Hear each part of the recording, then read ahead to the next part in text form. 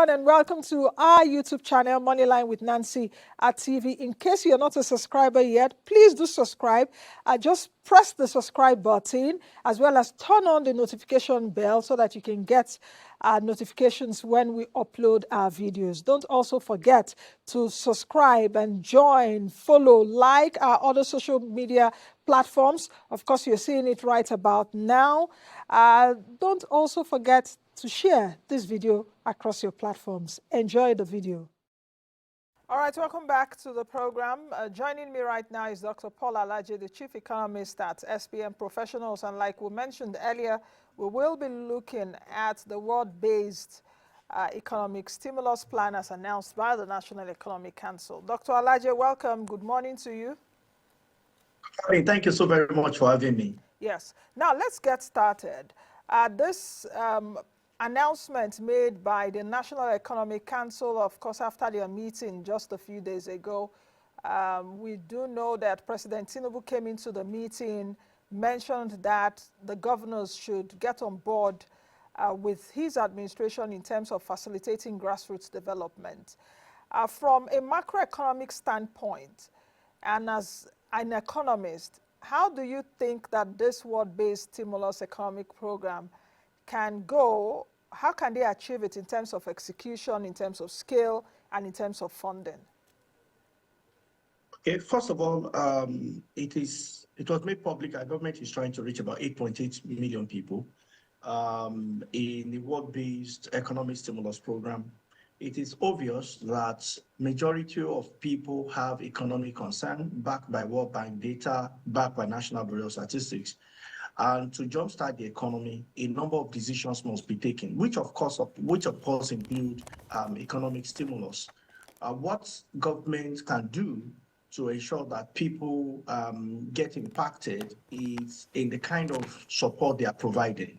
What we have done before now is to just dash cash out to people. And the money that has been given out, unfortunately, has not had so much of impact in the life of people.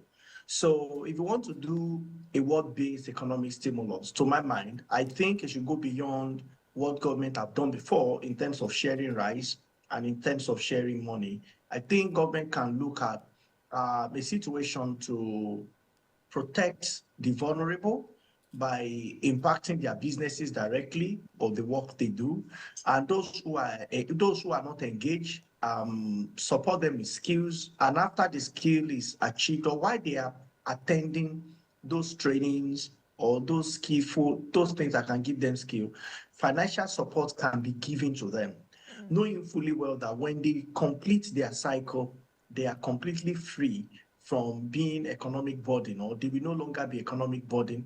They can also add value by implication that will boost our GDP as a nation. Dr. Alaje, how do you think that this will be different from other policy announcements that have been made? I recall that President Tinubu did announce, was in July of 2023, in the heat of even the cost of living crisis, assistance to small businesses, medium-sized businesses, and even big businesses. Earlier on this morning, of course, during the business news, I did talk about the BOI saying, okay, that disbursing funds, of course, and all of that. Where I'm actually going to is that beyond the policy announcement, how different is this from what we have seen in the past? That's one. Then secondly, every country, every serious country has a national development plan, has a national development agenda. I'm not entirely too clear about how the National Economic Council wants to achieve this, even in terms of execution and funding. I asked about it earlier on. Is it as vague as it is to me to you? Well, I would say that to correct what I mentioned earlier, the intention of government is to impact 8,809 wards. That's virtually reaching out to all the wards in Nigeria. And I mentioned to you, I've actually tried participant observation before. It's a research concept in sociology. I remember when I was in the university for my first degree back in the days, we were taught about participants observation, and we were told how to practice it. About 4 years ago or 3 years ago, I did practice what we call class observation, especially as it has to do with grassroots politics. This is what is obtainable. And that is why most of our politician leaders at federal level, when I say president, I mean the president, or at the state level, the governor, some of the policies where they practice stimulus has not really been impacted. Before I answer your question directly, it's that politicians find a way, this program find a way of getting to politicians. So if the federal government will partner with the state, they will partner with the federal lawmakers or partner with the state lawmaker. Eventually, this lawmaker will give to their members of the political party. Most of the time, this stimulus package hardly gets to the people who are not political. So when it doesn't get to the people who are not political, then it has negative impact on the life of the people. So the goal is 8.8 million people across 8,809 wards. The truth is that the methodology has not yet been mentioned. If the methodology is as unclear as per what has been done, I'll tell you, in 2023, stimulus package, and think economists are now 5,000 or 8,000 will be shared among Nigerians. I was very vehement to say that it cannot work. To my surprise, Tinubu came history, and he had us that we revert policy. Now, another policy was we pay each of now to share food. Fantastic. So I will allow you to land on the earlier points you were making before the network froze on us. Okay, so as I was saying, nations cannot develop without having a goal in mind. The first thing you see that President mentioned is that he's trying to put policy together to bring the country to the path of recovery. Yes, recovery can be awful, but when you see somebody has a sore on his leg, perhaps he has met a medical practitioner, they've administered on him or her necessary medication to bring the person back to before the bruise or before the wound occur. Now, in recovery process, there are things that are given to the person. Maybe medication to take, maybe dressing the wound before the person becomes normal or life becomes what it is. But for most wounds, you never see the surface go back to what it was. And that is why beyond just giving stimulus or stimuli to people, it's important that the economy runs properly. So my argument to this is, yes, the president is looking at giving to all the wards, but who will be in charge of this? If it is politicians that will be in charge without having system and structure that will enable these 8,809 wards to people who are not necessarily political, but have this genuine need to be impacted. Honestly, the impact may not be felt. The words on the street may still be, when we take sample, that people are still poor, people are still worse off than what it is before. But what should we do? You are very right when you mentioned that development plan is not clear. Recall that President Buhari, of blessed memory, came up with a committee that helped with the development plan. And over time, you notice that not only in Nigeria have had several development plans, the challenge with all of these development plans is that they were never backed by law. So when a new leader comes, there is no law that bounds him to the previous development plan. And unfortunately, a nation cannot develop if there is no way it will implement our own plan, that which states where he wants where the country would be in the coming period. At the end of the NEC meeting just a few days ago, the Minister of Budget and Economic Planning, Atiku Bagudu, did say that the Renewed Hope World Development Program will be implemented with, of course, what they will put together, which he called the National Steering Committee, that will comprise of people from across the 6 geopolitical zones, with his ministry serving as the program secretariat. He also added at that press briefing that the manner of funding will be gotten from the federal, state and local government increased revenues. Now, where I'm actually going to with this question, I would ask two questions as a result from what you said. So follow up.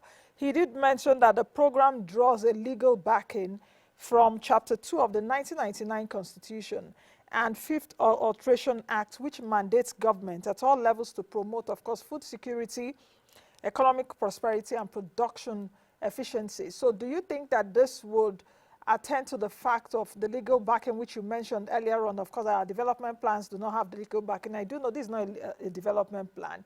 This is a word stimulus program. Then secondly, the question of funding is still coming back again, because to me, the minister did say that, of course, the fundings, of course, will come from the federal, the states, and the local government through increased revenues accruing to the federation account, alongside existing intervention funds, which I'm alluding again to, I think, my earlier questions. What will make this different from what we're seeing from other intervention plans? So is it that now they are going to be merging everything together? We already know that the 3 tiers of government are already getting increased revenues. Is it that they will be bringing out some monies out of what they are making, setting it aside to? So that's why I actually said this is a bit vague. I'm still trying to, understand through what they're saying and get, make sense of it. Yes, I can hear you now. Very, very clearly. Yes. I said that in all we discussed, let's not forget that the time for electioneering process is not too far off. So politicians across party, leading party, leading opposition, other opposition, all of them want their people to start feeling their impact, usually through cash transfers. This is what has been done over the years, and I'm not saying by this administration, but what has been done over the years across political parties. So what to my mind, I think it's a way to want to give to the people cash or give to them items, because of the recent agitation, not agitation, let me say complaint by the people that they are not feeling the impact of the economy is a bit harsh, and these numbers have also been reported by the Bureau of Statistics. So you don't trust the government enough that this program will not be the usually politically motivated interventionist approach? I think, except and unless we see the methodology. Over the years in the country, what we have seen most of the time has been that government have shared money or shared items to the people. But this may be different if we see the methodology. If the methodology is different, then we're about to get into something really different. But as of now, I don't have the methodology. So it will be difficult for me to comment on what I don't know or I don't have the methodology, if it will be different or not. But given what has been obtainable over the years, you recall that usually such funding comes from federal allocation, the one that federal government is championing.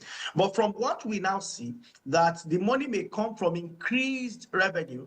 And when I hear increased revenue, what comes to my mind is Federal Account Allocation Committee, which means that they may be getting drawn down directly from FAC alongside with others that might have been budgeted for in the 2025 budget. What that means is that, yes, there will be more revenue. This revenue, that Nigeria is already witnessing more revenue, there will be more funds for this stimulus program to be shared. I only hope that instead of sharing this money, we will put this money on projects. We will connect more of our states with rail lines. We will connect more of our roads with farms. We'll fix bad roads in our industrial areas, for instance, in Idu Industrial and a few other industrial areas in Nigeria. We're going to actually put this together to support small business owners directly. My goal, my hope will be that as we want to implement this policy, women who are in SMEs directly will be supported, smallholder farmers will be supported in whatever ward they belong to. Everybody belongs to one ward or the other, whichever ward they belong to. What are you doing? What are the obstacles? This is how we can support you. This will be a different thing from having a register of distributing 5, 10, 15,000 naira to people, or sharing half bag of rice for 10 people or one bag of rice for 15 people, it will be a complete different game. Now, if you remember, we had, I think it was UWIN that we had. And I can tell you, you can feel the impact of UWIN in Nigeria. We can also see how the stimulus plan really helps people employed 2, 5, 10 people, others at work. The government may not be able to do as high as 10 million, but can we look at something that the impact will be much on the life of people? Okay. If we do that, you are going to mop up a lot of concern. So you're saying the government should go the way. I am happy that this government is quite close to Dr. Iweala, who, of course, championed the UN conversation as the then Minister of Finance. And I think it's programs like this that we can also discuss with the international community, and our state, federal, and local government can even get more grants for something like this, including from World Bank, who feels that we might be neglecting our poor people. If we implement this, and the one government wants to spend, give such money to the railways, give that such money to the Federal Ministry of Work, give that such money to performing states, and like FCT, Lagos State, give such money, support them. Let them put more infrastructure, in places. What I actually wanted to mention was that President Tinubu mentioned these in the meeting. He really emphasized that rural electrification, that's rural electrification, school feeding program, agricultural mechanization should be encouraged, especially by these governors. He did, appeal to them in the meeting that they should ensure that this is done. This is adding to what you said earlier. Do you think that if this is given priority, in addition to what you said, perhaps we'll get the UWIN and the Shopee model that worked during the Jonathan days added to this? Do you think that giving priority to these sectors we will be able to move the needle?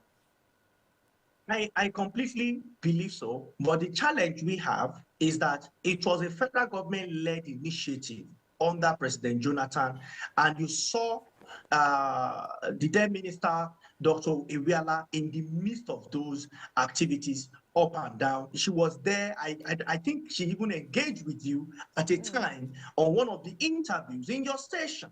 And I think that the minister have said, yes, there will be a secretariat, but beyond secretariat, beyond paperwork, beyond administrative work, what I think we need to do today is perhaps to ensure that, from what the president said, talking about rural electrification, which is really very important, but the president is giving what I may want to call moral suasion to governors.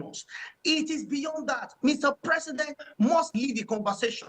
Funds to be debited, should be debited, could be debited, but such should go directly into rural infrastructure, rural enablement, rural empowerment, creating environment for those who are poor, 75% of them and more, according to the World Bank, creating those livelihoods for people in the rural community without neglecting the urban poor. And that is why I feel that, yes, if the governor says if the governor is not showing sign of implementing things that will help people come out of poverty, hunger, and deprivation, I think the president, because one, he is the father of the nation, two, he has most of the governors in his party can try to push and even demonstrate by example and push this through for majority of our people to have this livelihood. And I believe that that can be done. Okay. The model that we saw in UWIN was very fantastic. We saw both infrastructure and support for small businesses. Please, Nancy, yes. I would like to anchor on this. Yes. I am not saying don't implement stimulus program.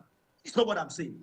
I am saying the methodology that we have seen, at least in the last 10 years, has not been fantastic. Therefore, we can implement what we make. Most young people, please, Nancy, your show is popular. Organize for a survey on your Twitter page, on your X page. And you see most people will be young people, but do another thing. Put it on your Twitter page or on your X page, and you can tag me. I will certainly retweet it.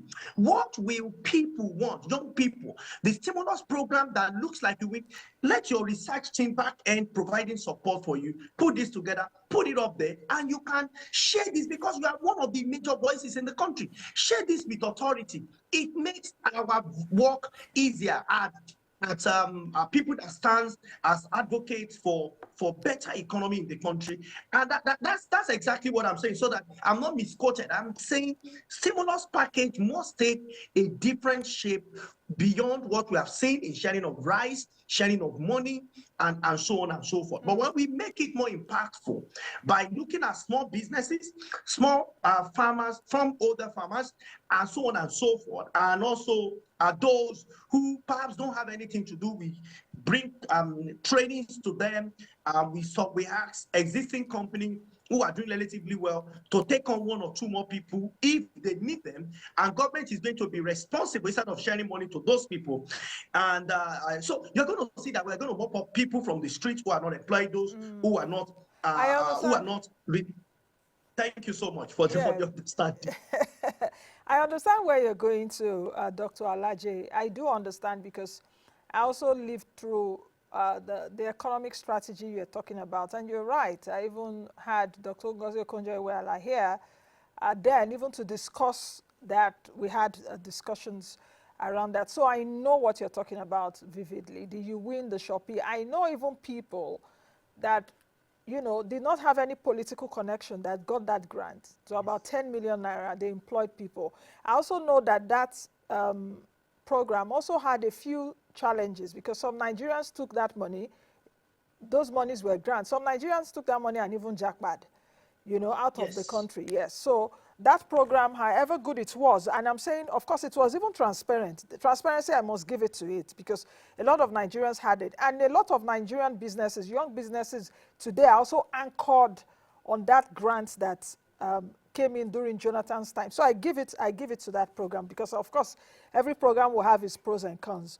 But where I'm going to right now is in terms of even the selection. And I hope that people in high places, authorities, they do watch this program. You know, I hope that this will be taken, especially around the selection of people. I mentioned it earlier. My concern is around the 2027 elections coming, that this would now become like a political jamboree kind of thing for the governors that really want to look cool in the presence of the president, telling him, oh, Nigeria is good, everything is going well. The selection process devoid of political bias, you know, or even ghost entries, as it were, ghost entries for their cronies, and they take those monies or whatever it is and run away with it. But if you take a look at this program as touted now by the president, do you think that they are now coming back to their senses in terms of everything macroeconomics, because they are talking about macroeconomic stabilization, or their macroeconomy is stabilizing and all of that? Though I still struggle with that, you know, when I speak to all of them, you know. But do you think that they are trying to drill it down now to grassroots, to macroeconomics, to nano, as my friend will say, Dr. Tayo Adulojo of the NESG, the CEO of NESG, the nano-economics part of it? Do you think that this is going to draw down really, and perhaps for President Tinubu to get that his double-digit growth and his $1 trillion economy by 2030? Well, 20-digit economy, well, a $1 trillion economy, well, it's better I don't comment, because if I do, I will say that we need 17% GDP growth rate from now. 17%. Why won't you comment? We're already at a 372 trillion naira economy, about $243 billion economy, GDP-wise. So it's just a simple calculation to get to 1 trillion. But what will it take is not that simple. We need a minimum of 17% GDP growth rate. When last did we have 7% GDP growth rate, 8%, Jonathan 9%, 10%? To be realistic, we need to do more to make this a reality. But to say we will get this done overnight, well, I have my concerns, I have my worry. To say that we will get it done over time, I mean overnight, we're getting some kind of interference there, Dr. Alaje, but if you're still with me, you can continue. The number two, thinking about whether we are getting macroeconomic variable correctly, I think it's important to differentiate a few things. I completely agree with the DG, NESG regarding nano economy. We have quite a number of people within the sector. So if government is making policy and is not impacting them yet, honestly, when you take sample of the population, the result will always be negative, because some of the standards we have for measuring performance of economy, they are mostly for organized economies, not economy that is one, third world, two, unorganized, three, economy that has majority of its components as informal. So if you're adopting relatively formal system to an informal third world nation economy, you might not get the results. It's not that you are not working, but it may not show.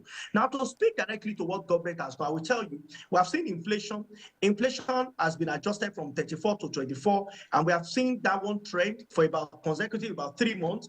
Secondly, we have seen exchange rate seems to have been around 1,500 to 1,600. We have also seen the GDP growth rate after rebasing. We have seen what the number is. We have seen unemployment. Let me tell you what is common to the four. We have rebased, we have adjusted methodology for the four. So you cannot decide whether your economy has actually performed or improved until from mid next year. Okay. It is from mid next year you will know, because of the adjustment of methodology we have seen. So if government says they have worked, it may not be too good to criticize. It may not be too good to praise. Paul, What is important is that a year after or two, what has happened? Exactly. You are just getting the final question out of me in the next few seconds, because I wanted to ask you actually, what metrics do you think that we should be looking at within the next 6 to 12 months? And what kind of questions as citizens should we be asking? Should we be probing the government now in terms to know if this initiative will work or if it is working? So if you can add a few things there in if 30 seconds, then we'll wrap up. Well, I think government have even started asking themselves questions. I was shocked when I saw the president asking questions, asking the governors, granting interviews, and has to do with real questions. Accountability is what we must ask as citizens, while we hope for the best from our leaders. So we must not stop asking questions that borders around accountability. And this question must start from the federal, must get to the state, but more importantly, from the local government. We are citizens, we are watchmen, we must keep asking this question from our leaders. And as to ask whether the policy has been or not, yes, I said people should not really ask in the first year. After second year, I think we are seeing the numbers. The difference is that we are seeing stability, but we are not seeing improvement from what we were before compared to what we are now. So we are now building a fresh foundation based on new realities, and we are taking it up from there. That's the much we can take on today's edition of the program. From me and my team, this is Moneyline with Nancy. I am Nancy Naji. Bye for now. Thank you for making it up to this minute watching the video. Thank you all. Don't forget to subscribe to our YouTube channel, Moneyline with Nancy TV. Like, follow all our other social media platforms where we keep you up to speed with fantastic interviews, as well as markets, personal finance, business, and economy information. This is the best place to be. I'll see you all again in the next video.